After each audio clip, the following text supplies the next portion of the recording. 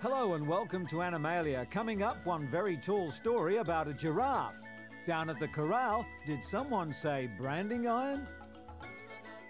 We go to a World Dog Festival to protest the custom of dog eating. And talking of eating, these things are now being sold at fast food chains and supermarkets. We look back at the extinct thylacine or Tasmanian tiger, and just when you thought you'd seen everything, a flowerhorn fish.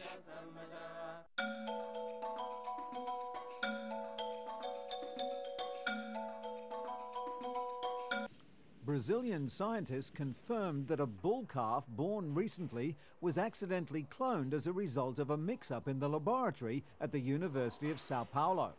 Scientists in the university's cloning project were stunned when what they expected to be a cloned cow born on a ranch in southeast Brazil turned out to be a bull calf. It was given the name Marcelindo USP. The molecular makeup was checked, and the university is absolutely certain that they have an original clone from embryonic cells, according to the chief of cloning for the university, Antonio Vicentin. A different method was used in Brazil's first calf cloning. The calf Victoria was born in March 2001 after scientists in Brasilia successfully cloned her from embryonic cells. The University of Sao Paulo laboratory had intended to use cells taken from the ear of an adult cow as the genetic material to create its first 3 female embryos, 2 of which are currently gestating in receptor cows. But the laboratory also had cells from a male bovine fetus that were used in later cloning projects, and DNA tests showed that Marcelindo possessed the same genetic identity as these fetus cells. Keepers at Moriyama Zoo in Akita City, some 450 kilometers north of Tokyo, feared for the life of 9-month-old Tayo after he fell and broke his right foreleg in a run-in with a rather rowdy zebra. The limb was promptly placed in a cast but showed signs of necrosis or tissue death, which threatened to lead to blood poisoning and take the little giraffe's life. The zookeepers said they took pity on the baby giraffe and were convinced he still had the will to live. Inspired by Tayo's robust appetite, which indicated surprising strength, they took the unusual steps to save his life. Several weeks of experiments followed as the frantic keepers pondered what to do, constructing numerous prototype legs out of materials as varied as plastic water pipes to bamboo, before finally succeeding. About 40 centimeters of Tayo's leg was amputated in a 6-hour operation, a massive undertaking due both to his size and the physical delicacy of giraffes, which makes their care difficult.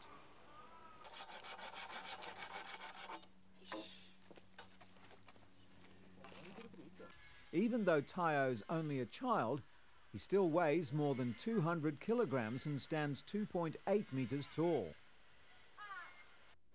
Tayo was then fitted with a length of bamboo some 10 centimeters in diameter, with the bottom of a rubber boot attached to prevent slips. The bamboo is being held in place with duct tape and plaster. Tayo has recovered well, although he still favors his real leg.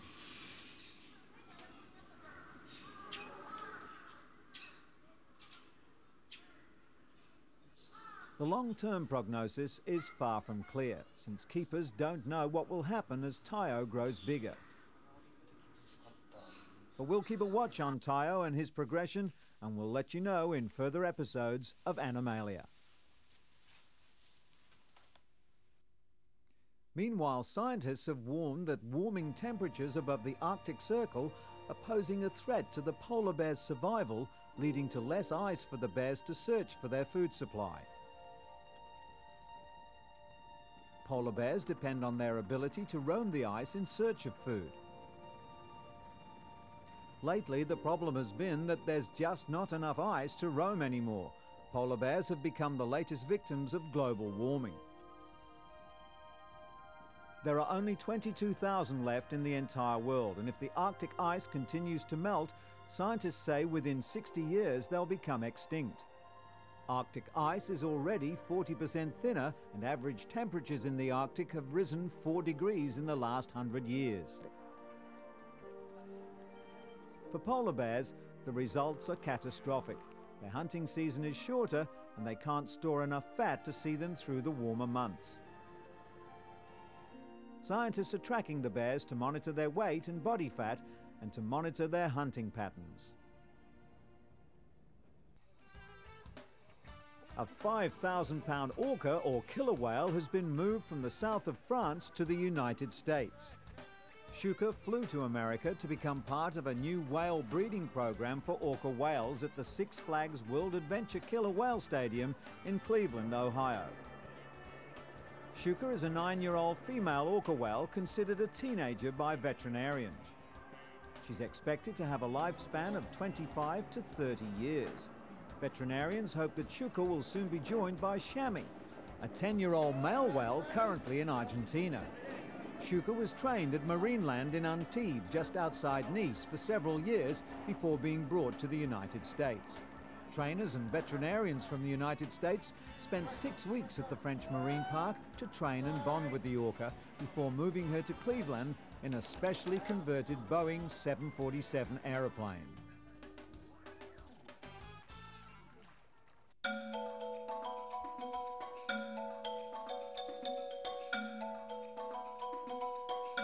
South Korean dog lovers have held a festival for their pet dogs in a protest over the country's dog-eating customs. More than 3,000 dog lovers in South Korea prepared various events for 2,000 dogs. Some wore colourful outfits and others walked along with their owners who put on Korean traditional costume hanbok. Certain breeds of dog are specially bred to be eaten in South Korea, notably in a dish called poshintang, literally meaning body preservation stew, which advocates misleadingly say is healthy. It's considered a delicacy by some in South Korea. But dog meat has emerged as a knotty issue for image-conscious South Korea as criticism abroad and home has risen. The organisers also set up beauty shops for the dogs, trimming and dyeing their hairs. Even though the tradition of eating dog meat continues in South Korea, more and more Korean families raise dogs as pets. Veterinarians estimate about 10 million South Koreans keep roughly 2 million pet dogs. South Korea has about 4,000 registered restaurants that specialize in dog meat and many more that offer it among other dishes. What causes particular alarm abroad and among animal rights activists in South Korea is the illegal way some dogs are killed to make the meat more tender, by beating, burning or hanging.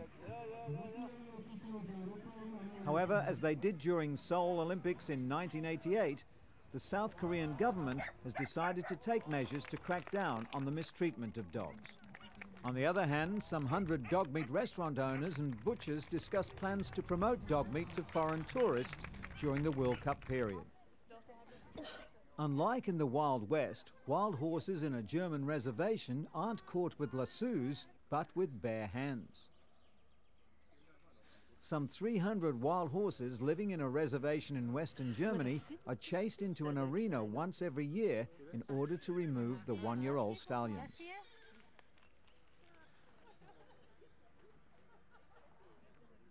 To avoid inbreeding, the stallions are taken out of the herd and later auctioned off under the eyes of thousands of spectators, some of whom pay between 200 and 500 euros per horse. The fields near the town of Meerveldebroek, not far from the Dutch border, have been home to wild horses ever since Count Alfred von Croy in 1845 turned part of his estate into a reservation. No blacksmith or veterinarian tends to the horses, which live in groups and are left to themselves, except on the last Saturday in May.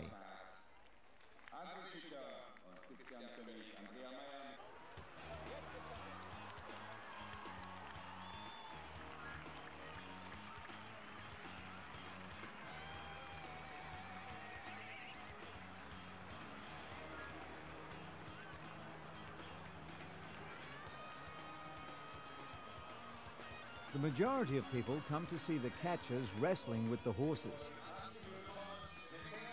catchers in blue shirts with red kerchiefs wrestle the horses to the ground and then lead them on a rope into pens where the animals await the auction.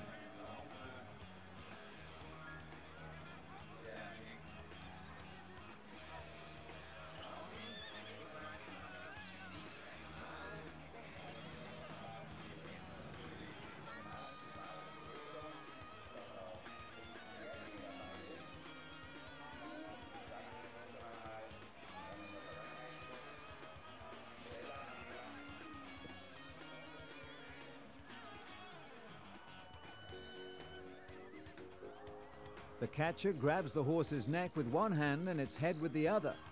Then he turns its head just a little, and the horse loses its balance. He then jumps onto the horse, which hurts the catcher more than the horse. Most of the catchers are locals from surrounding villages. Some of them are third generation, having had fathers and grandfathers who also worked the horses.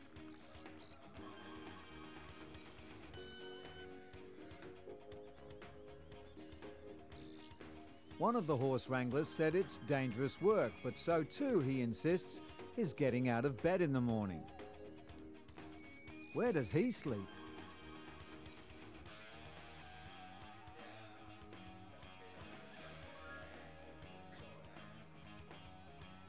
Once the horse is caught, his hair is trimmed so that a branding iron can be applied.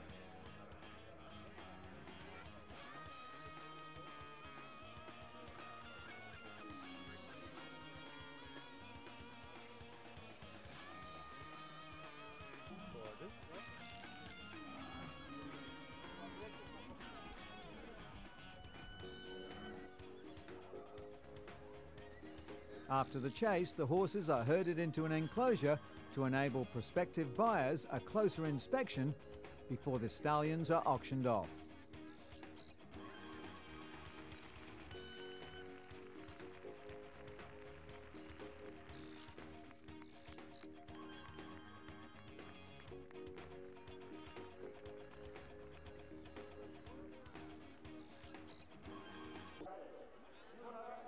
The bidding is spirited, and the buyers are usually pleased with their new purchases.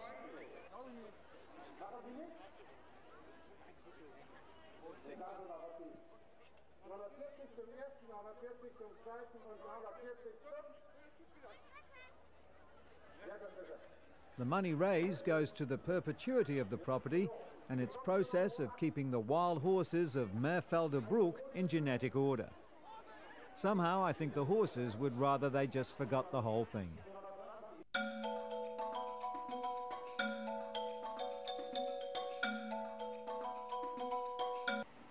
Tucked in a corner near the supermarket checkouts at Bangkok's teeming Central Plaza shopping mall, the food stand raises more than a few eyebrows.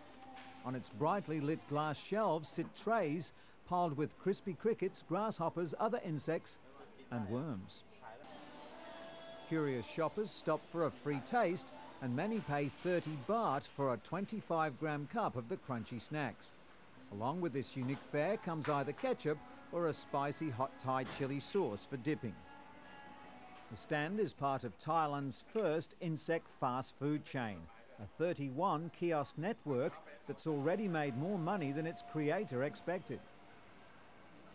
Insect Inter's founder Satapol Polprapas has taken the bold move of trying to elevate the business of selling fried insects from sidework push carts to upmarket stalls in modern supermarkets.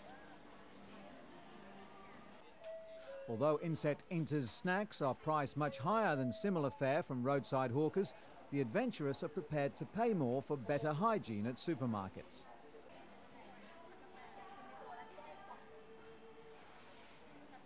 Most of Satapol's customers now are young, middle-class Thais with a taste for exotic food. Although some of them are a little timid at first, most seem more than happy with the bugs once they get past the chewing and finally swallow. The franchises fry processed frozen worms and insects in cooking oil supplied by the company. The insect chain would like to add grasshopper salad and cricket tempura to its expanding menu. And vacuum-packed frozen insects will soon hit supermarket shelves. The Thai insect king is not a man short of ideas.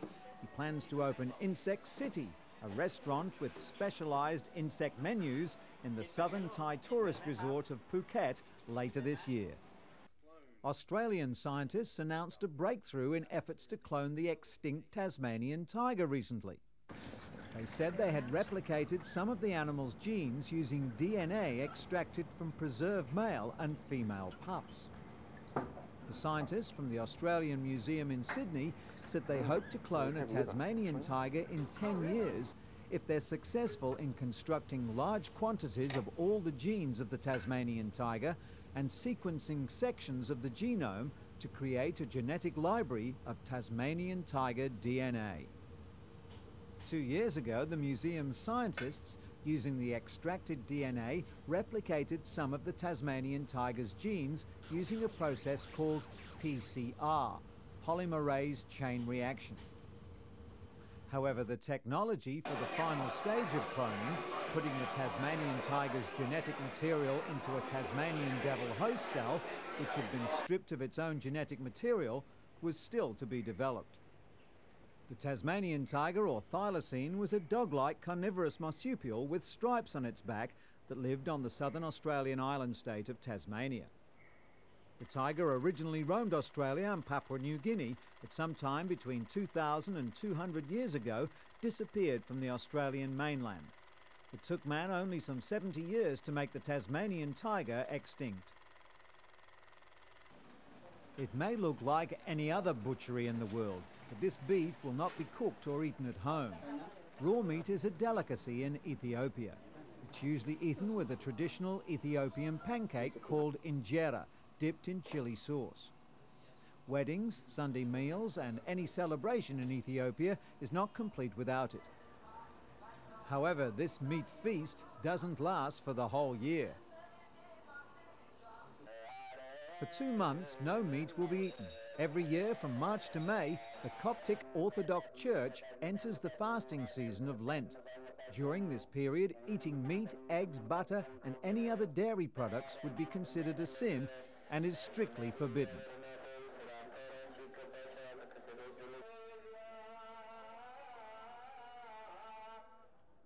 By fasting, they try to redeem themselves to the Holy Spirit and bow to God. When the season of Lent comes, even restaurant menus change. For Tenkish restaurant, it's the busiest part of the year. It's famous for its fried fish, and the owner is quite successful in promoting his fish menu. Fish has been placed on the menu even outside the fasting period to encourage people to make a habit of eating fish. Most of the people would rather have a plate of red meat, but for the time being, fish will have to be the next best. However, some of the strictest Orthodox clerics would even ban fish for the Lent fasting. According to the clerics, they shouldn't eat fish during the fasting period. Fish also has blood and fat in it. Therefore, it shouldn't be eaten. Those words fall on many deaf ears. The Ethiopian fishing industry booms in the 2 months before Easter. Fishmongers in markets of Addis Ababa hire extra workers just to meet the demand. Most of the fish eaten in Addis Ababa come from lakes in the Rift Valley of southern Ethiopia. Residents in surrounding towns are quick to take advantage of the seasonal boom. Sticking to a fish diet during fasting is peculiar only to northern Ethiopia. In the southern part of the country, fish has always been part of the daily diet. Fishing used to be strictly regulated in Ethiopia. Only officially registered fishermen were allowed to fish and sell their catch to the Ethiopian Fishing Corporation. But times have changed. The nets are not as full as they used to be, but lack of employment opportunities forces many youngsters to join illegal trade anyway, increasing the risk of depletion of the country's once abundant fishing resources.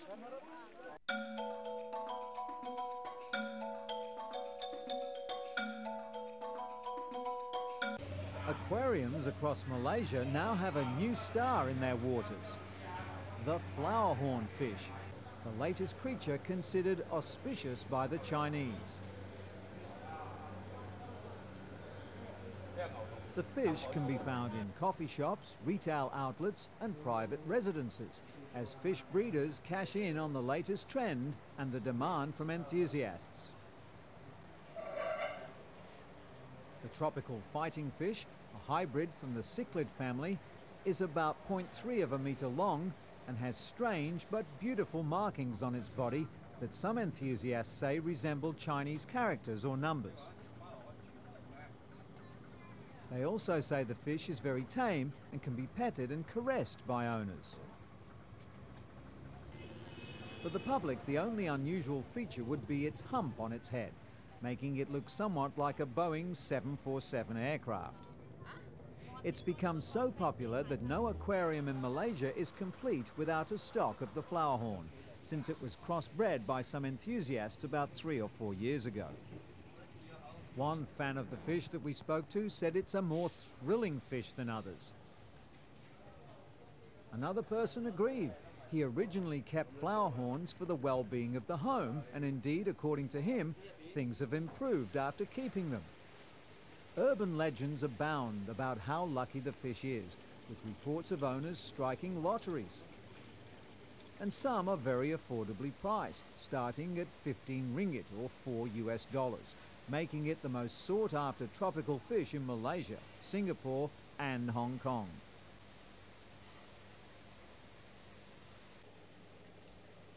Some people are prepared to pay the top price of 100,000 ringgit or $21,000. Flowerhorn fish fans say as it grows, it develops markings on its colourful body. These markings change with age, but enthusiasts say words and numbers sometimes appear. People are eagerly collecting this type of fish because, like snowflakes, no two are alike. And the other news is it's intelligent, as it shows affection for its owner, not unlike a cat or dog. Now, you can't take it out for a walk, and in fact they won't purr or bark, but it definitely likes a pat on the head. The flowerhorn fish, one of the many beautiful creatures that make up this world of Animalia. See you next time.